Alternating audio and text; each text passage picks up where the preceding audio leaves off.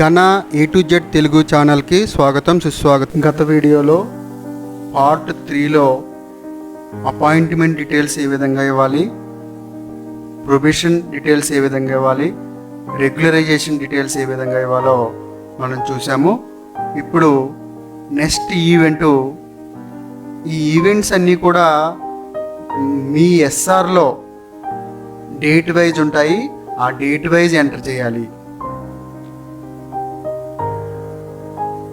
ఎస్ఆర్లోని ఉన్న డేట్ని, ఎస్ఆర్ ఎంట్రీని దగ్గర పెట్టుకొని ఆ డేట్స్ని ఎంటర్ చేస్తూ ఈవెంట్ డేటు ఇవ్వాలి.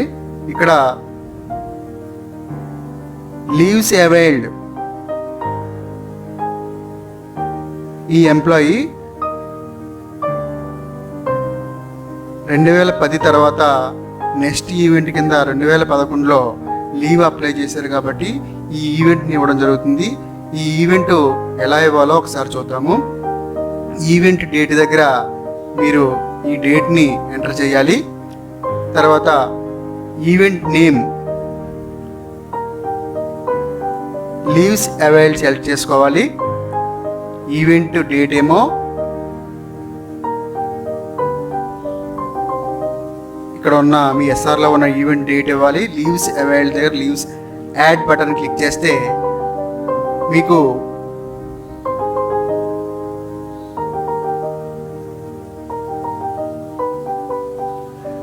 ఈ విండో ఓపెన్ అవుతుంది. ఇక్కడ లీవ్ టైప్, ఏ టైప్ లీవ్ యూజ్ చేశారు, EL, HPL, EOL, maternity leave, study leave, child care leave, commuted leave లాగా లీవ్స్ అన్ని రకాల లీవ్స్ ఉంటాయి. మీరు ఏ లీవ్ అయితే మీరు యూజ్ చేశారో ఆ లీవ్ని అప్లై చేయండి. ఇక్కడ మెటర్నిటీ లీవ్. ఇష్యూ అంటే మీకు చైల్డ్ 1 2 సెకండ్ డెలివరీకి మీరు మెటర్నిటీ లీవ్ పెట్టారా, ఫస్ట్ డెలివరీకా అనేది ఇష్యూ అనేది నెంబర్ అవుతుంది. Permitted days as per rule. Leaves availed, next ఇక్కడికి వెళ్ళండి. Availed from date, A date నుంచి మీరు ఆ లీవ్ అప్లై చేశారు ఆ డేట్ ఇవ్వండి. Availed to date, A date వరకు మీరు లీవ్ని పెట్టారు టు డేట్ ఇవ్వండి. Next total number of days ఆటోమేటిక్గా వస్తాయి. మెటర్నిటీ లీవ్ కాబట్టి 180 డేస్ వచ్చినాయి.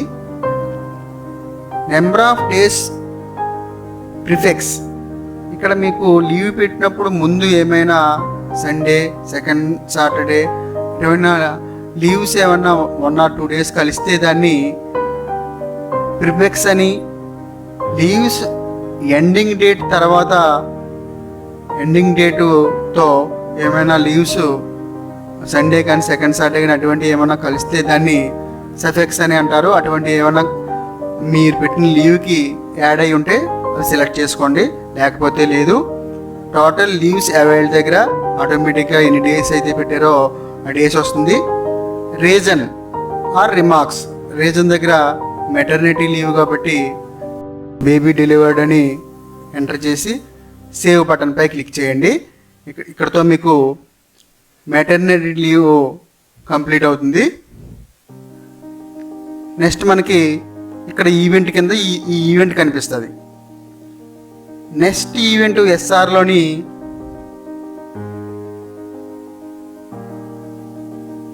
లీవ్స్ అవైల్డ్లోనే ఈఓఎల్ని యూజ్ చేశారు ఈ ఎంప్లాయీ కాబట్టి ఇక్కడ ఈవెంట్ డేట్ దగ్గర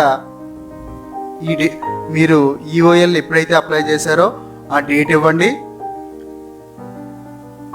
లేకపోతే ఎస్ఆర్లో ఉన్న ఎంట్రీ డేట్ వేసినా సరే no problem.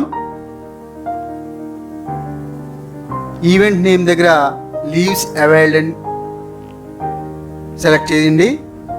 Add button click చేయండి. అప్పుడు మీకు ఈ విండో ఓపెన్ అవుతుంది. లీవ్ టైప్ ఈఓఎల్, ఈ ఎంప్లాయీ ప్రొబేషన్ పీరియడ్లో 4 days ఈఓఎల్ యూజ్ చేశారు కాబట్టి ఆ ఎంట్రీ ఇక్కడ జరుగుతుంది. గ్రౌండ్స్ ఇక్కడ మీకు మెడికల్ గ్రౌండ్సా పర్సనల్ గ్రౌండ్సా సెలెక్ట్ చేసుకోండి. అవైల్డ్ ఫ్రమ్ డేట్ ఇవ్వండి, అవైల్డ్ టు డేట్ ఇక్కడ ఇవ్వండి. ఆటోమేటిక్గా టోటల్ నెంబర్ ఆఫ్ డేస్ వస్తాయి. ఇక్కడ కూడా నెంబర్ ఆఫ్ డేస్ ప్రిఫిక్స్ లీవ్కి ముందు ఏమైనా సెలవులు లీవ్లో కలిసినాయా, సఫిక్స్ లీవ్ తర్వాత ఏమైనా లీవ్లో కలిసినాయా అది సెలెక్ట్ చేసుకోవాలి. టోటల్ లీవ్స్ అవైల్డ్ ఆటోమేటిక్గా వస్తుంది. Number of days to be deducted from EL ఇది ఆటోమేటిక్గా వస్తుంది. తర్వాత నెక్స్ట్ రీజన్ ఆర్ రిమార్క్స్ ఇక్కడ మీరు రిమార్క్స్ కానీ రీజన్లో ఏదో ఒకటి రాయాలి. మీరు ఈఓఎల్ పర్సనల్ గ్రౌండ్స్లో అప్లై చేశారు కాబట్టి పర్సనల్ అని రాశారు. సేవ్ బటన్పై క్లిక్ చేయండి. ఇక్కడతో ఈ ఎంట్రీ కంప్లీట్ అవుతుంది.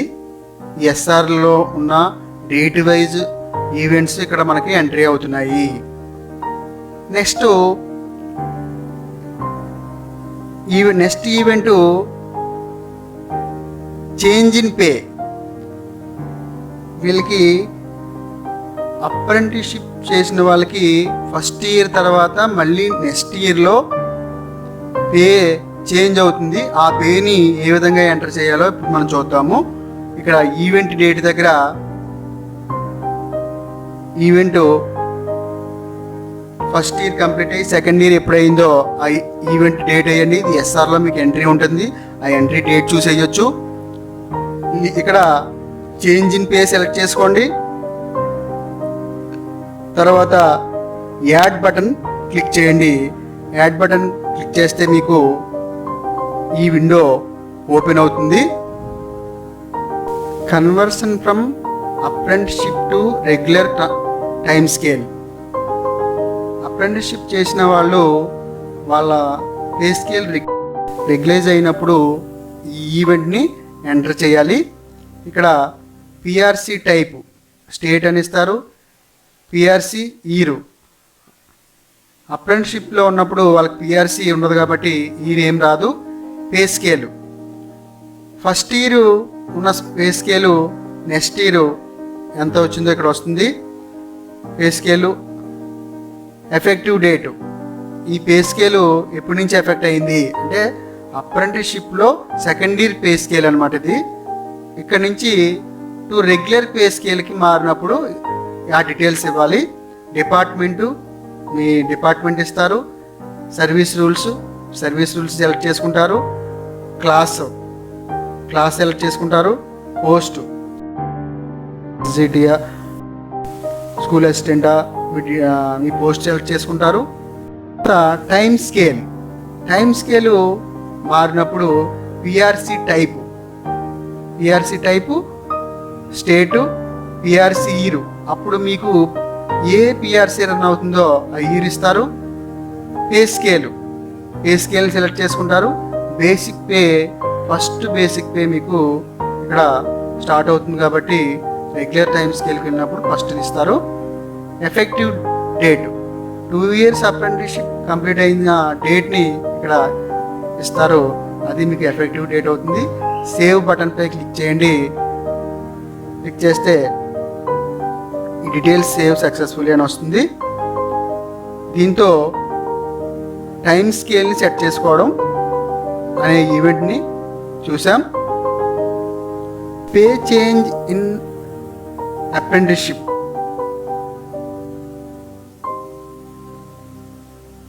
పే చేంజ్ ఇన్ అప్రెంటిస్షిప్లోని ఫస్ట్ ఇయర్ కంప్లీట్ అయిన తర్వాత సెకండ్ ఇయర్లో వాళ్ళ స్కేల్ చేంజ్ అవుతుంది. ఆ ఈవెంట్ని ఇక్కడ ఎంటర్ చేయాలి. ఇక్కడ పిఆర్సి స్టేటు పిఆర్సి ఇయరు మామూలుగా ఎంటర్ చేయండి. Pay scale first year SGT 3600 నుంచి సెకండ్ ఇయర్కి 4500 అవుతుంది కాబట్టి ఇక్కడ 4500 సెలెక్ట్ చేయండి. ఎఫెక్టివ్ డేట్ మీరు జాబ్లోకి జాయిన్ అయిన ఫస్ట్ ఇయర్ కంప్లీట్ అయిన డేటు నుంచి సెకండ్ ఇయర్లోకి ఎంటర్ అయిన డేటు ఇక్కడ ఎఫెక్టివ్ డేట్ ఇచ్చి సేవ్ బటన్ క్లిక్ చేయండి. దీంతో pay change in apprenticeship complete అవుతుంది. యాడ్ బటన్ పై క్లిక్ చేస్తే మనకి ఈ విండో ఓపెన్ అవుతుంది. ఆటోమేటిక్ అడ్వాన్స్ స్కీమ్ అంటే ఇప్పుడు 6 ఇయర్స్ కంప్లీట్ అయిన వాళ్ళకి ఒక ఇంక్రిమెంటు, 8 ఇయర్స్ కంప్లీట్ అయిన వాళ్ళకి 12 ఇయర్స్ కంప్లీట్ అయిన వాళ్ళకి ఇంక్రిమెంటు, 18 ఇయర్స్ కంప్లీట్ అయిన వాళ్ళకి ఇంక్రిమెంటు, అలా మీ డిపార్ట్మెంట్లో ఆటోమేటిక్ అడ్వాన్స్ స్కీమ్ కింద మీ సీనియారిటీని బట్టి ఆ ఈవెంట్ని ఏ విధంగా ఎంటర్ చేయాలో ఇక్కడ మనం చూద్దాం. యాడ్ బటన్ పై క్లిక్ చేస్తే టైప్ ఆఫ్ పే ఇక్కడ 6 ఇయర్స్, 12 ఇయర్స్, 18 ఇయర్స్ స్కేల్ని అప్డేట్ చేసేటప్పుడు ఆటోమేటిక్ అడ్వాన్స్ స్కీమ్ సెలెక్ట్ చేసుకోవాలి. Type of automatic advance SGP అని ఇవ్వాలి. From to details.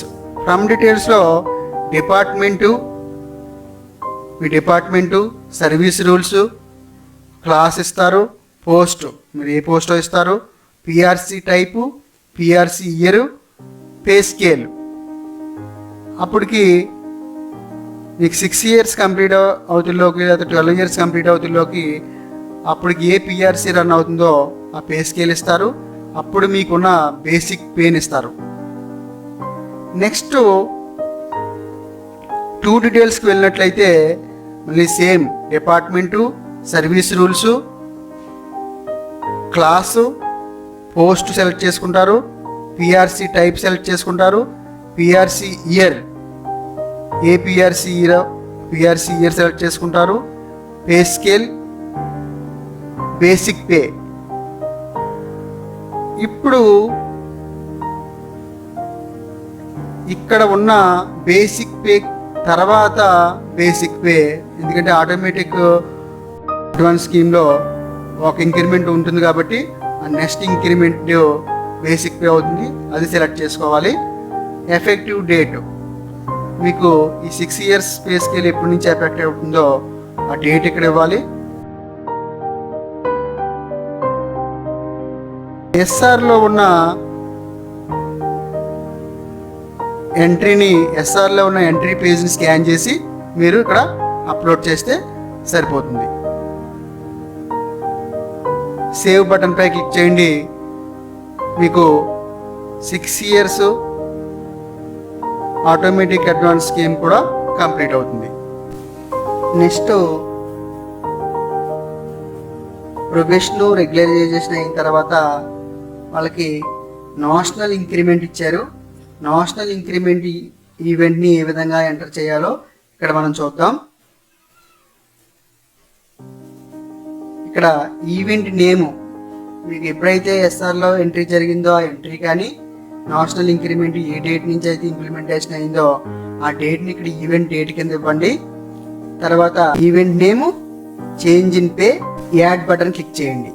Add button click చేస్తే మీకు టైప్ ఆఫ్ పేలో నేషనల్ ఇంక్రిమెంట్ మీకు 2 ఇంక్రిమెంట్లు అప్రెంటిస్షిప్ చేసిన వాళ్ళకి 2 ఇంక్రిమెంట్లు ఇచ్చారు. ఆ ఇంక్రిమెంట్లు ఏ విధంగా ఎంటర్ చేయాలో ఇక్కడ చూద్దాం.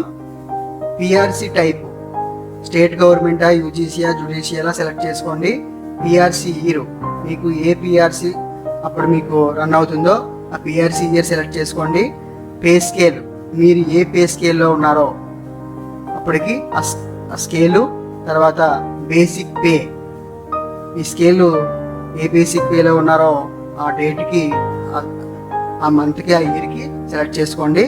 ఇంక్రిమెంట్ ఆటోమేటిక్గా అదే తీసుకుంటుంది, అదే డిస్ప్లే చేస్తుంది. యాక్చువల్ పే బేసిక్ పేకి ఇంక్రిమెంట్ కలిపి యాక్చువల్ పే వస్తుంది. ఎఫెక్టివ్ డేట్ ఎప్పటి నుంచి ఈ పే ఎఫెక్ట్ అవుతుంది, మీకు 2 ఇయర్స్ కంప్లీట్ అయిన డేట్ ఉంటుంది. ఆ డేటు ఎస్ఆర్లో ఎంట్రీలో ఉంటుంది. ఆ డేట్ చూసి ఇక్కడ డేట్ ఎంటర్ చేయండి. Date on which next increment due, next increment ఎప్పుడైతే ఉందో ఆటోమేటిక్గా ఇది కూడా సిస్టమే తీసుకుంటుంది. తర్వాత డేట్ ఆఫ్ మానిటరీ బెనిఫిట్, ఎప్పటి నుంచి బెనిఫిట్ మీకు వచ్చి వర్తిస్తుందో అది కూడా ఎస్ఆర్లో ఉంటుంది. దీన్ని చూసి యాక్చువల్గా ఎఫెక్టివ్ డేటే బెనిఫిట్ డేట్ కూడా అవుతుంది, ఆ డేట్ ఎంటర్ చేయండి.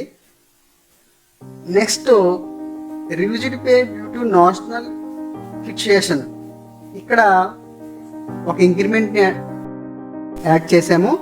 రెండో ఇంక్రిమెంట్ యాక్చువల్గా 2 years కంప్లీట్ అయిన వాళ్ళకి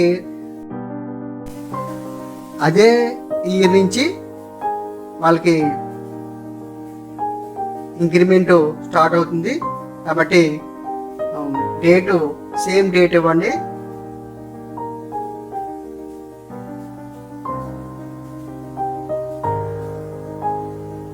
PRC type state, UGC judicial select చేసుకుంటారు. పిఆర్సి ఇయర్ సెలెక్ట్ చేసుకుంటారు. పే స్కేల్, మీరు ఏ పే స్కేల్లో ఉన్నారో ఆ పే స్కేల్ సెలెక్ట్ చేసుకోండి. బేసిక్ పే, ఇక్కడ బేసిక్ పే ఫస్ట్ ఇంక్రిమెంట్ అయిపోయింది. నెక్స్ట్ ఇంక్రిమెంట్ 11,200 తర్వాత నెక్స్ట్ ఇంక్రిమెంట్ 11,530. బేసిక్ పేలో ఉన్నారో నెక్స్ట్ ఒక ఇంక్రిమెంట్ కలిపితే అది ఇక్కడ యాడ్ చేయండి. యాడ్ చేసి సేవ్ బటన్ పై క్లిక్ చేయండి.